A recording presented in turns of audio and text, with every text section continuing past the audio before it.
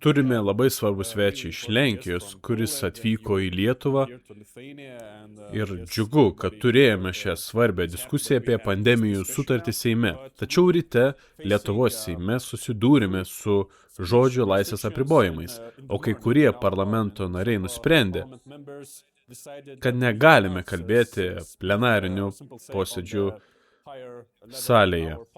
Taigi, kaip Jūs manote, kiek yra svarbu nacionaliniu lygmeniu ginti šeimos, krikščioniškas vertybės, žmogaus orumą, nes mes susidurėme su vienodai žodžio laisvės apribojimais visose šalise.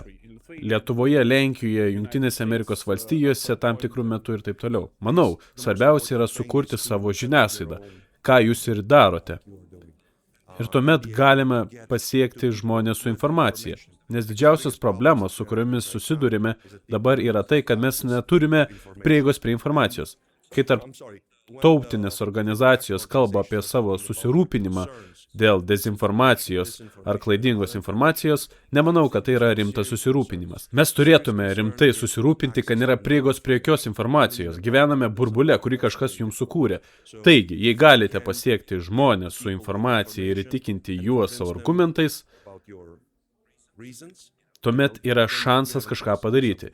Ir jei kažkas naudoja šią teisę pateikti melagingą informaciją, tai galima labai lengvai patikrinti faktus. Ir nemanau, kad yra teisinga bausti žmonės už jų nuomonę. Ir didžiausios problemos, su kuriomis susiduria laisvės žodis, yra bausmės už neapykantos kalbą ir neapykantos nusikaltimus. Taigi, kad ir ką pasakytumėte, jei koks žmogus nuo to pasijautė blogai, tai teisme gali būti interpretuojama kaip neapykantos nusikaltimas ir jau jūs už tai nubaus. Ačiū Jums.